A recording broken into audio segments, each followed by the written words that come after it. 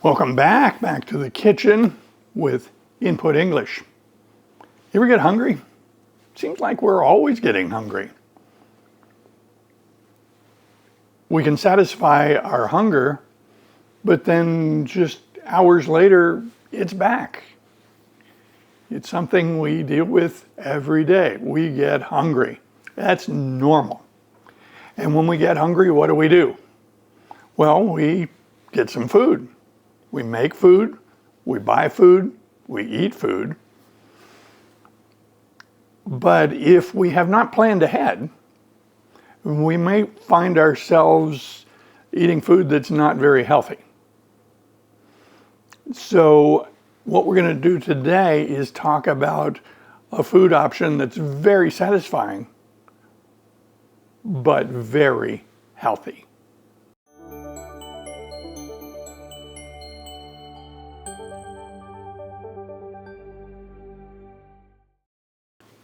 Okay, today's video is entitled Hummus 3 Ways. Now, what I'm not going to do is make 3 batches of hummus. No. We're going to talk about how you could avail yourself of this wonderful food. So what is hummus? Well, first of all, that's the American pronunciation of a food that is present the world over. So hummus, the American pronunciation, I'm not good at pronouncing Arabic words. I'm not good at Arabic pronunciation. My take on hummus in a more Arabic pronunciation would be hummus. You have to pardon my inability to say it quite properly. When I was in Turkey, they pronounced it hummus. But here, hummus. So my understanding is hummus is the Arabic word for chickpeas or garbanzo beans. In the 21st century, the production of food frequently has strong economic considerations, and efficiency in production of food and keeping the cost down goes into the process. There is a chemical called glyphosate or Roundup that is used widely to improve the efficiency of food production. Unfortunately, residual chemical winds up in the food, and this is particularly true of garbanzo beans and soybeans. So these are soybeans, dry soybeans, and these are garbanzo beans. So how do we avoid Roundup or glyphosate in our food? Well, there are 3 strategies that you could use. One, you could ignore it and say, doesn't matter, or no one lives forever, or any number of other ways of ignoring the problem. I don't recommend that. Number 2, you could soak the beans for hours, perhaps overnight, and then discard the water and use that to extract the toxic chemicals. That's reasonable. The trouble is glyphosate and so many pesticides are odorless, colorless, and so if you've done something to decrease the concentration of those chemicals in your food, you have no way of knowing how effective that is. So soaking is a good idea, but maybe something else. So something else is our 3rd option, which is buy organic, because an organic farmer cannot use glyphosate, cannot use Roundup on the food production. It can't be in there. Now, do humans cheat? Yes. But organic farmers, usually not. It's possible, but it's your best bet to avoid glyphosate in these 2 foods. If you want to avoid chemicals on your garbanzo beans or your soybeans, think about buying organic. Okay. So hummus is an old recipe. This isn't something new. It's an old recipe. It goes back perhaps 800 years, and it goes back to the Middle East. The classic recipe is cooked chickpeas, tahini, garlic, salt, and lemon. And that's it. Now, does that mean you can't put anything else in there? No, you can. But the basic recipe is chickpeas, which need to be cooked, tahini, garlic, salt, and lemon juice. So, how could you source hummus if you wanted it for yourself now in the United States or any number of other places? Well, one of the ways you could do it is to buy it. Let somebody else do the work. So this is hummus. So what do we have here? This is produced for the Whole Foods market company. It's labeled organic. So in order to be labeled organic, they have to use organic constituents, organic components in it. This is expensive. So 1 pound of organic hummus from this source, $5.50.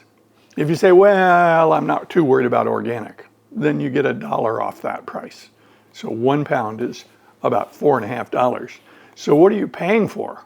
Convenience. Because this comes from the store to your refrigerator, it's ready to use, you don't have to do anything to it, so you're paying for the convenience. Okay, so what else could you do? $5.50 a pound. So this is 1 can of garbanzo beans, same source. This is the Whole Food market. Okay. It's organic, so we're not worried about glyphosate. Okay, good. And you could use this to make, using the rest of the ingredients that you know about, to make your hummus. This is going to be your big expense. This is $1.79 a can, which works out to about 1 pound. This can is just short of 1 pound. You can call it a pound. So this is $1.79. So this would be half the cost of this. Great, it'd be less than half the cost. Garlic, the garlic that you put in this is like 20 cents. The lemon that you would put in this is under $1. The tahini that you put into this is perhaps 30 or 40 cents. Salt is negligible. Now we get down to the fun part of this process. We get to make something for ourselves. The convenience of buying something at the store, sure, I understand that, but you give up something. It's more expensive and you give up control of what's in it. A lot of times if you talk to somebody who has bought hummus in the grocery, they will report, well, it didn't have enough lemon, or it didn't seem to have enough garlic, or I just didn't like it. It just wasn't all that good. So it's fairly common for people to buy store-bought hummus for the convenience, pay the higher price, and then get something that doesn't completely satisfy them. One of the nice things about making your own is you are in control. If you want to do it efficiently and pay for convenience, canned garbanzos are perfectly acceptable and they taste quite good. I am not criticizing garbanzos in the can. I prefer to make my own with dried garbanzos. So I measure out about a cup of this, which is about 200 grams of dry garbanzos. I have selected organic garbanzos for the reasons we discussed. Now, what I'm not going to do is go through the cooking process here because it's fairly time consuming. 200 grams of garbanzos were soaked overnight. The liquid was decanted. Then I put it in a pressure cooker with about 2 centimeters of water above it. Cooked it for 15 minutes at high pressure. Let the pressure come down spontaneously over 15 or 20 minutes. And now I've got cooked garbanzos in a liquid, and that liquid, aquafaba, has some value. It's actually very good, and it's part of this recipe. It's full of protein and nutrients. It's very tempting to just throw it out, but not if you're making this recipe. You want to save it. So for efficiency, what I've done is I've decanted the garbanzos. So these are just garbanzo beans. This is about a pound. And we'll see how they look when we put it into the blender. This is the aquafaba. This is the liquid, and I've saved that because we're going to need some liquid for this to keep it from being too thick, too dry. So this is standing ready. Now we need some garlic. Garlic, not expensive, readily available. These are huge cloves. So ordinarily I would put 2 cloves in, but these are gigantic. And so I'm going to use 1. Use the classic way of dealing with garlic. And that is rupture the hard, dry covering.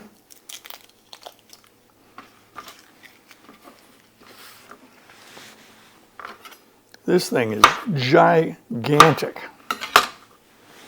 Okay, so that's our garlic.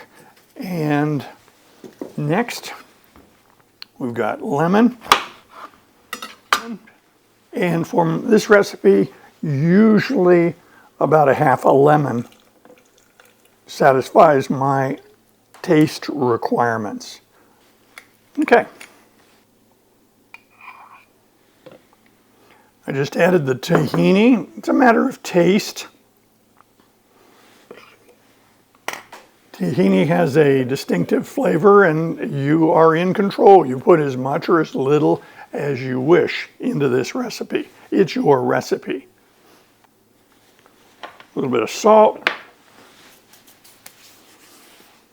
And make some room here.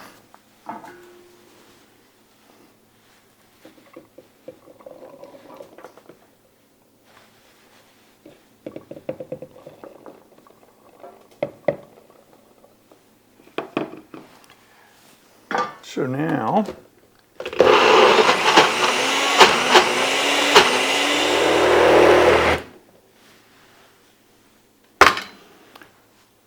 okay, so I put all the constituents, the ingredients into this and tried to run it, and the blender would not hear of it. The blender was not able to function with that level of liquid, so I gradually titrated, that is, added a little bit, a little bit, a little bit, a little bit, and if you add something incrementally, a little by little, until you get the desired effect, that's called titration. So I titrated the liquid into this until I got the right consistency to where the blender would actually work, and at the end where I would have something that we would consider a dip or a spread, not a liquid. So this just needs to be tasted.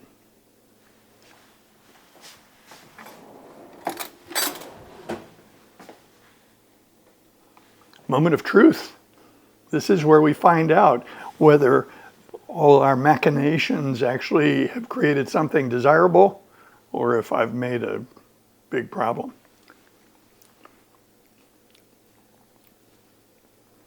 That's very good. Texture is very good. It's smooth, but it's not super smooth. It has a little bit of character of the beans. I like that. You could run the blender longer if you wanted it even smoother, but it's very smooth. It's got a little tang of the lemon, so I think I put the right amount of lemon in. I would not criticize someone putting more lemon in. The tahini is just about right. It's not overpowering. Doesn't need any more salt. The garlic, that one clove, you can taste it. So one of the nice things about cooking your own beans is the low cost. This whole batch here, under $2. Very inexpensive. Cook your own beans. You're putting a little bit of your own effort into it. For my money, I think the beans taste better when you start with dried beans. That's personal preference. I'm not here to argue that.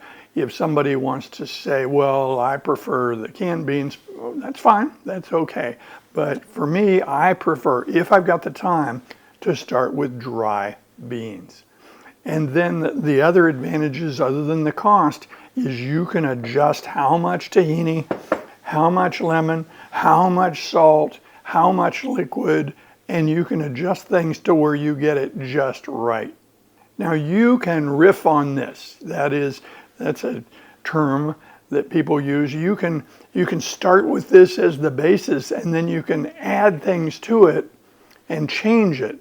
And one of the classic things that, not real traditional, but it's kind of a newer modern trend, is to soak some sun-dried tomatoes and put them into the mix. And that gives this kind of a golden reddish color. It deepens the color. It adds a little bit of flavor, and it's really quite good. I didn't do it here today, but I wouldn't object to it. Some of the preparations in the store you'll see with sun-dried tomatoes added into the hummus. So today we've made hummus. We have used this as a vehicle to give you a lot of comprehensible input on a familiar topic. We're in the kitchen. People are familiar with blenders and measuring devices and cutting lemons and preparing garlic and making food. So by giving you a familiar subject matter, hopefully the language, the English that I'm using, will be easier to comprehend and easier for your purposes of comprehensible input. I have to remember, we're here to help you improve your listening comprehension in English and your speaking ability. So, I'm going to finish up here. I'll put this in the refrigerator and we will eat this over the next several days. I don't worry about it going bad. It's so delicious. It gets eaten long before it would wear out its welcome in the refrigerator. This will store in the refrigerator for up to a week, but I can't imagine it being here for more than a few days. It's so delicious. Join us in the next video.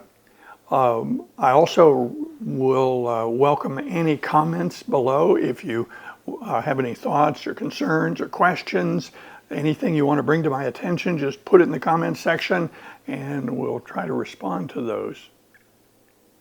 And that's it for today.